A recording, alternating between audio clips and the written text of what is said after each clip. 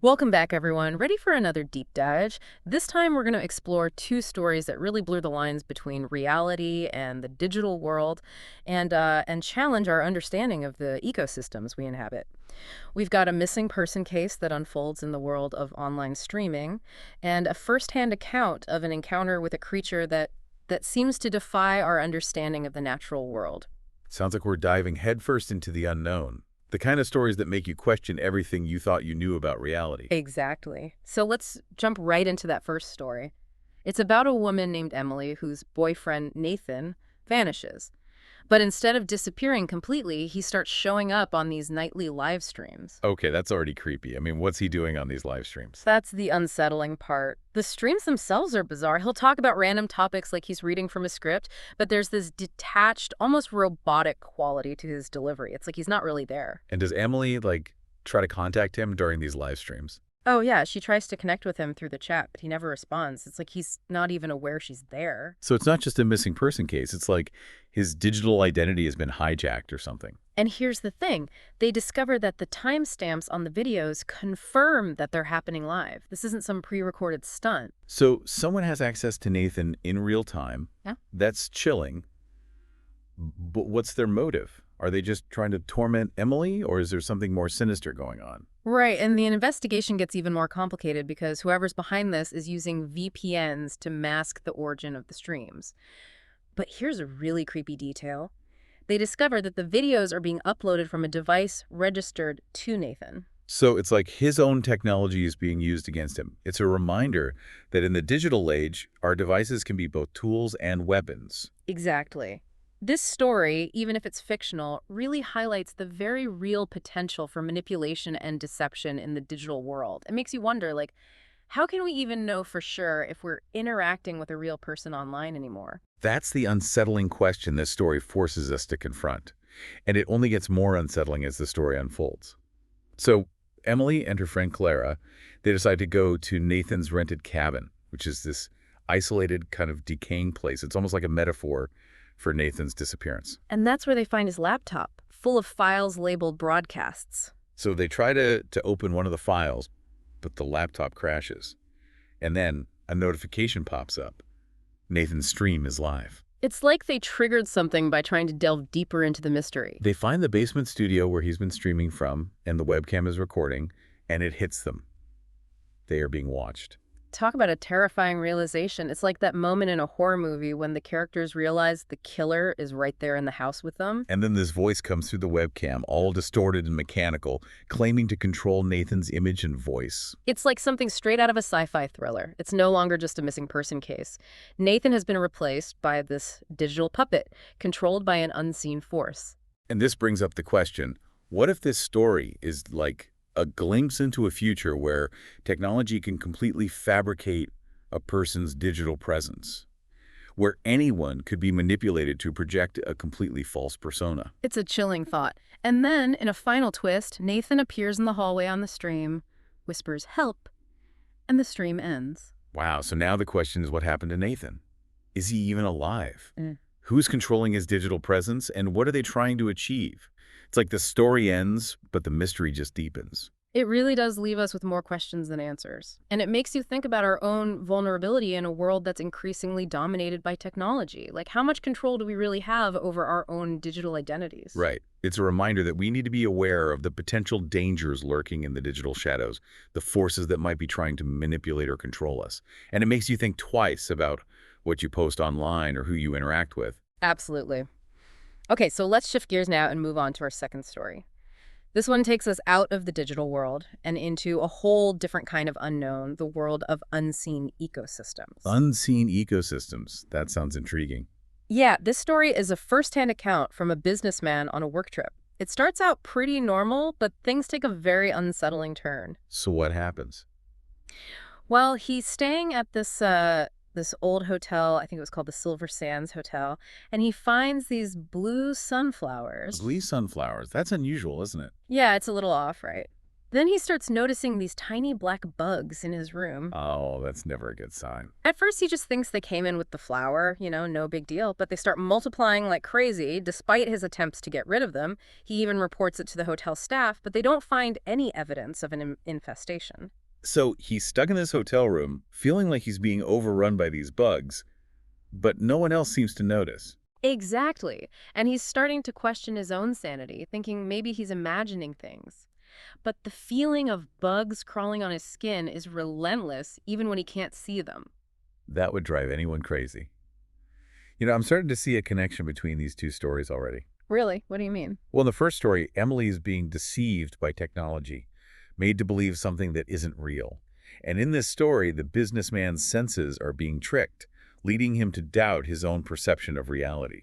That's a really interesting parallel. It's like both stories are playing with the idea of how easily our senses can be manipulated. Right. And it makes you wonder how much of what we perceive as reality is actually just a construct of our own minds. Whoa, that's getting pretty deep. Hmm.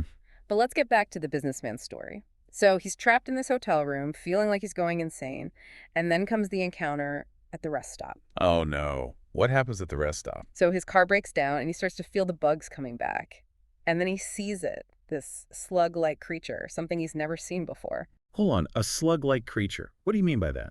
It's described as having this gelatinous texture, long appendages, and it moves in this really unsettling, almost unnatural way. It's like something out of a nightmare. Okay, now this is getting really creepy. And then it attacks him. He feels this burning sensation where it touches him, and then he realizes the creature is pulling the bugs out of his body. What? Wait, are you saying that the bugs were living inside him? It's like he was some kind of host, and this creature was using him to incubate its offspring. This is, like, blowing my mind. So this seemingly harmless act of picking a flower leads to this terrifying encounter with a creature that defies our understanding of biology, like a chain reaction of unintended consequences. And it brings up the question, what other unseen ecosystems might exist right under our noses? What other creatures are out there that we haven't even begun to imagine? That's a fascinating and a little frightening thought. We often think of nature as something external to ourselves, something we observe from a distance. But what if there are entire worlds operating just beneath the surface, worlds we're completely oblivious to? It's a humbling thought, isn't it? That we're not just separate observers of the natural world, but we're deeply intertwined with it. And just like we can't fully control the digital world, we can't fully control the natural world either. And maybe that's okay. Maybe there's a beauty in acknowledging the vastness of the unknown, the mysteries that still exist. It's like these stories are urging us to reconsider our relationship with both the digital and natural worlds. We need to develop a sense of respect and caution for the forces at play, while also remaining curious and open to discovery. Absolutely. It's about finding that balance between our desire to control and our willingness to surrender to the unknown. Okay, so we've covered a lot of ground with these two unsettling stories. One set in the digital world, the other in the natural world, both exploring themes of fear, the unknown, and the feeling of being controlled by forces beyond our comprehension. What connections do you see between these two seemingly disparate tales? Well, one thing that stands out to me is that both stories highlight the unintended consequences of human actions. You mean like how Emily's boyfriend ended up as a digital puppet because of technology? And how the businessman's encounter with the creature was triggered by him picking a flower? Exactly. In the first story, it's the creation and misuse of technology that allows for digital manipulation. And the second story, it's this seemingly harmless act of picking a flower that leads to this terrifying encounter with the creature. It makes you wonder how much of what we experience is a result of our own actions, even if we don't realize it. It's like that butterfly effect idea, where a small change in one part of a system can have massive, unpredictable consequences elsewhere. It's a reminder that we need to be more mindful of our choices and consider the potential impact they might have, both in the digital and natural realms. I completely agree. It's about cultivating a sense of responsibility for our actions and recognizing that we are part of a larger interconnected web. Now, going back to these stories themselves, one question that keeps popping up in my mind is, are they just fictional tales designed to scare us? Or could they be glimpses into a reality we're not yet ready to face? That's a tough one. It's like the line between fiction and reality is becoming increasingly blurred. I mean, we live in an age where technology can create incredibly realistic simulations, where AI is evolving at an unprecedented pace. What if these stories are just a small taste of what the future holds? It's both fascinating and a little frightening to think about. On one hand, the potential for technological advancement is exciting. But on the other hand, there's the potential for misuse, for unforeseen consequences that we may not be able to control. We need to be prepared for the ethical and societal challenges that will inevitably arise as technology continues to advance. It's not just about the technology itself, but about how we use it and what safeguards we put in place. You're right. It's not enough to just create new technologies. We need to consider the ethical implications, the potential risks and benefits, and develop frameworks for responsible innovation. And we need to have these conversations, these open and honest conversations about these issues, not just among scientists and policymakers, but within society as a whole. Exactly. We need to be engaged citizens, informed decision makers, and responsible stewards of both the digital and natural worlds.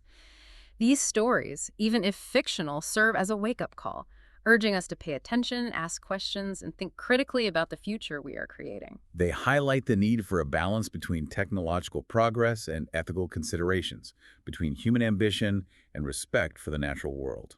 So, what can we learn from these stories about navigating this complex and ever-evolving landscape? What tools can we equip ourselves with to face the unknown? Well, I think one of the most important tools is critical thinking. We need to be able to evaluate information, discern truth from falsehood, and make informed decisions in a world where information is constantly bombarding us from all directions. That's crucial. We need to be able to filter through the noise and identify the signals that matter. We can't just passively consume information. We need to actively engage with it, question it, and analyze it. We also need to cultivate a healthy skepticism, especially in the digital realm. Not everything we see online is true or accurate. It's important to be aware of the potential for manipulation and to verify information before accepting it as fact. Yeah, that's a great point. We need to be our own fact checkers, our own detectives, in a sense, when navigating the digital landscape.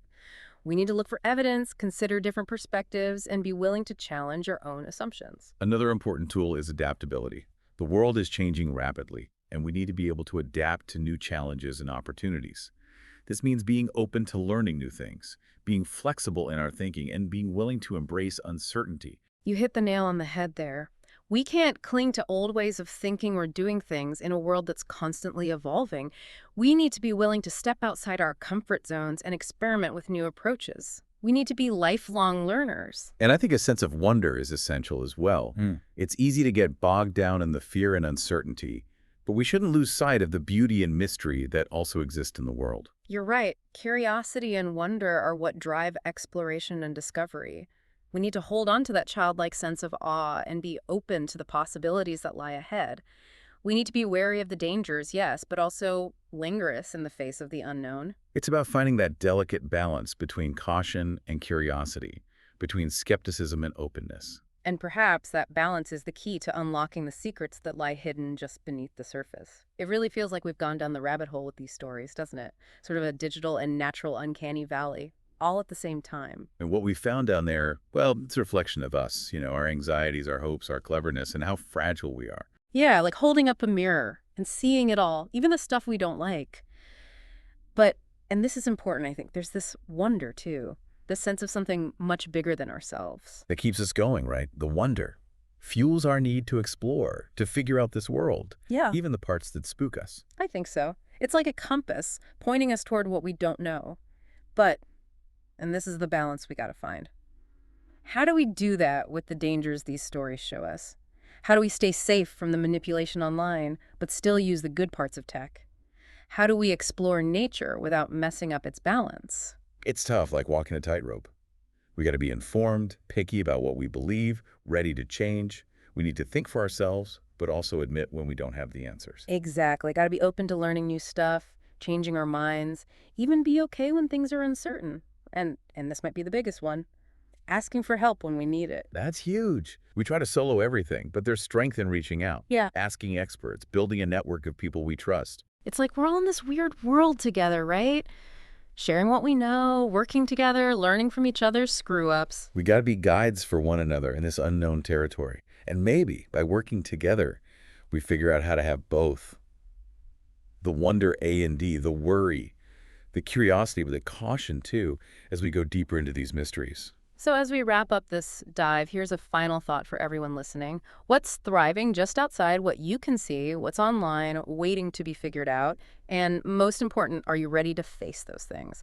With a little wary wonder and some curious caution. World full of mysteries, folks. Stay curious, be careful out there, keep asking questions. The answers are waiting, probably along with even more questions. It's how we learn.